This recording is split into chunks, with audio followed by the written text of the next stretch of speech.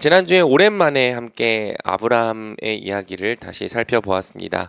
지난주에 우리는 창세기 21장 1절부터 7절까지의 말씀을 통해 비웃음을 웃음으로 바꾸시다라는 주제로 하나님의 말씀을 살펴보았죠. 아브라함의 인생을 딱 한마디로 요약한다면 이렇게 요약할 수 있을 것 같습니다. 하나님의 약속을 믿고 오래 참음으로 기다리는 인생. 하나님은 아브라함을 만나 주시고 그에게 세 가지 약속을 주셨습니다. 아브라함에게 땅과 자손과 복을 주시겠다고 약속하셨죠. 복은 그의 인생 가운데 늘 함께 있었지만 실제로 아브라함에게 땅과 자손이 주어지기까지는 꽤 오랜 시간이 걸렸습니다. 그 중에서도 약속의 자손을 받는 문제에 있어서는 아브라함이 적어도 52년을 참아야 했다고 성경은 이야기를 하고 있죠.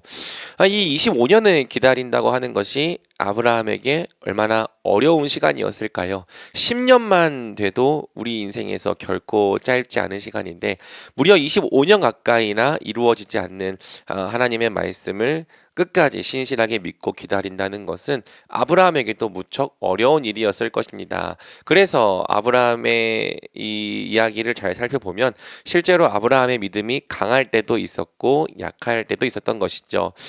무엇보다 이 자녀의 출산 가능성은 시간이 흐를수록 희박해진다는 것이 문제였습니다. 아브라함이 처음 가나안 땅에 왔을 때 그가 65세였을 때도 그 가능성은 희박했지만 이제 그가 100세나 되고 난 뒤에는 더더욱 자녀를 출산할 가능성이 없는 것이죠. 자, 그 가운데에서 하나님께서 어떤 은혜를 베풀어 주시는지를 성경이 기록하고 있는 거예요. 먼저 성경이 보여주는 것은 아브라함과 사라 모두 100세와 90세가 되었을 때 하나님의 약속을 온전히 믿지는 못했다는 것입니다. 성경은 아브라함이 하나님의 약속을 들을 때 차하크 웃었다는 사실을 보여줍니다. 하나님께서 사라에게 아들이 있을 것이다 라고 말씀하시니까 늙은 자신과 사라로부터 어떻게 자녀가 나올 수 있겠는가 하면서 속으로 비웃음을 흘렸던 것이죠. 그러면서 아브라함이 했던 이야기는 새로운 자녀가 출산하는 것은 됐으니까 이스마엘이나 하나님 앞에서 잘 살게 해주세요 라고 간구했던 거예요. 이것은 어떻게 보면 욕심을 버린 겸손의 표현 같아 보이기도 하지만 사실은 하나님의 말씀을 진짜 사실로 믿지는 못하는 불신을 고급스럽게 잘 포장해 놓은 것일 뿐이죠.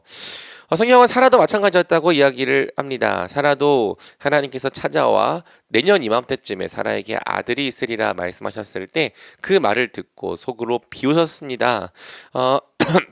내가 이렇게 늙어서 기력이 없고 내 주인도 늙었는데 내게 과연 그런 기쁜 일이 있겠는가? 이 실소를 흘렸던 것이죠.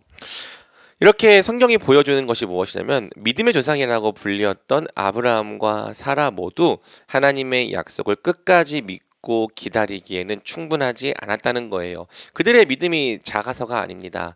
인간의 이성으로 또 인간의 능력으로 하나님의 말씀을 믿기에는 턱없이 부족하다는 것을 성경이 보여주고 있는 거예요.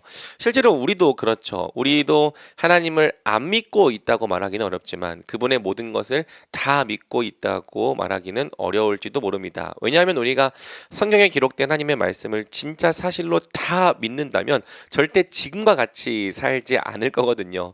만약 우리가 십자가를 정말 믿는다면 우리는 하나님으로부터 우리가 정말 용서받은 것과 죄인의 자녀에서 벗어나 죄인의 신분에서 벗어나 의인으로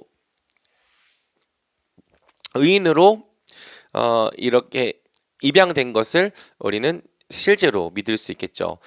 그렇다면 우리는 이 땅을 살아갈 때 더 이상 종의 마음으로 살지 않고 자녀의 심정으로 살아가게 되는 것입니다.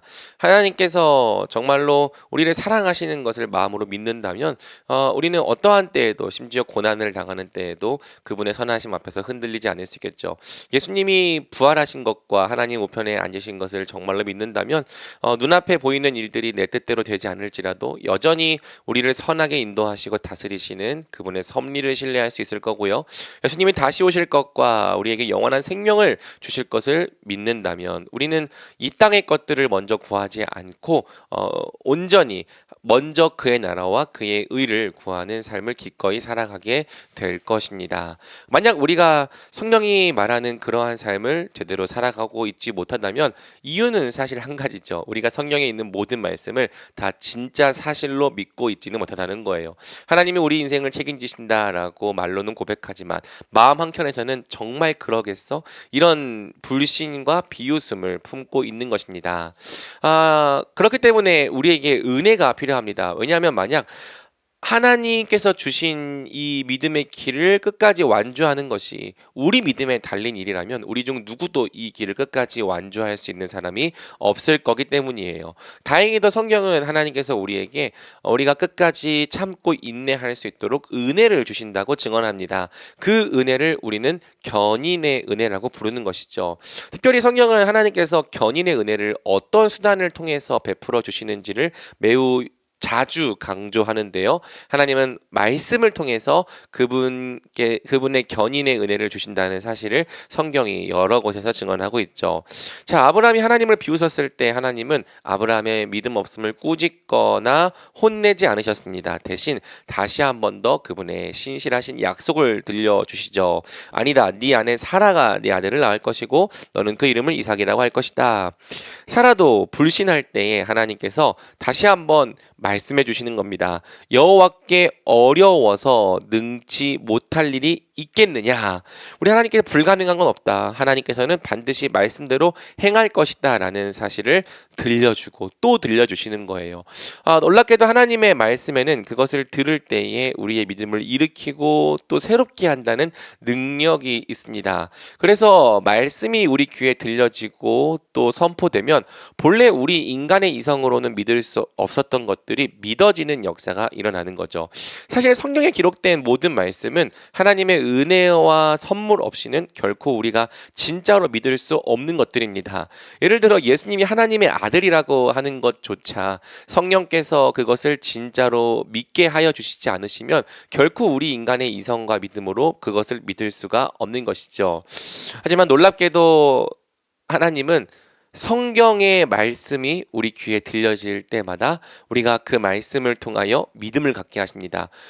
본래 믿어지지 않았던 것들이 믿어지게 하십니다. 본래 믿을 수 없었던 것들을 믿음으로써 받아들이게 하십니다. 그래서 우리가 말씀을 듣고 또 듣는 것을 통해 희미해졌던 믿음이 다시 확신 있게 바뀌고 없었던 믿음이 새롭게 세워짐을 받으면서 우리에게 맡겨진 믿음의 길을 끝까지 완주할 수 있게 되는 거예요. 만약 하나님께서 우리에게 은혜를 주시는 방법이 이렇다면 우리가 어떤 말씀을 들어야 하는지도 알 수 있는 거죠. 우리가 매주 주일마다 모여서 하나님의 말씀을 듣고 또 매일 그분의 말씀을 묵상해야 하는 이유는 끝까지 견디기 위한 믿음을 공급받기 위해서입니다. 그리고 믿음을 공급받기 위해서 우리가 듣거나 읽어야 하는 말씀은 바로 복음인 거죠. 오직 복음만이 우리의 믿음을 일으킬 수가 있습니다. 오직 복음만이 능력이 나타나서 우리를 믿음에서 믿음에 이르게 할 수 있습니다. 세상의 인사이트, 철학, 또 어떤 방법론 처세술 좋은 말씀들은 비록 우리에게 깨달음이나 감동은 줄 수 있을지라도 그러한 말씀들이 우리로 하여금 그리스도를 향한 믿음을 갖게 만들지는 못하는 거죠. 사도 바울은 그렇게 이야기를 했습니다. 때가 오리니 사람들이 귀가 가려워서 더 이상 바른 교훈을 따르려 하지 않고 자기의 정욕을 또 따르게 할 스승들을 두고 따를 것이다. 우리가 들어야 하는 말씀은 듣고 싶은 말씀이 아니라 반드시 들어야 하는 말씀입니다. 왜냐하면 우리를 구원하는 말씀은 듣고 싶은 말, 듣기에 좋은 말이 아니라 우리가 반드시 들어야 하는 진리의 복음이기 때문이죠. 여러분들이 끝까지 믿음의 길을 안주하기 위하여 계속하여 하나님의 말씀을 들으십시오. 복음을 들으십시오. 그리스도께서 여러분을 위해 어떤 일을 하셨고 또 앞으로 어떤 일을 하실지를 계속해서 듣다 보면 여러분은 믿음을 갖게 될 것입니다. 다시 믿음으로 격려를 받아 일어나 걷게 될 것입니다. 우리는 바로 그러한 은혜를 통해 오늘도 하루를 살아가고 이 길을 끝까지 완주하게 되는 거예요. 자, 그리고 마지막으로 성경이 증언하는 것은 결국 이 길을 끝까지 완주하고 참았던 아브라함과 사라가 받게 된 은혜에 대한 것이죠. 성경은 하나님께서 말씀하신 대로 행하셨다는 사실을 여러 번 강조합니다. 여러분, 왜 말씀대로 믿고 인내하는 사람이 복이 있는 줄 아십니까? 우리 하나님은 결코 거짓말을 하지 않으시는 분이기 때문이에요.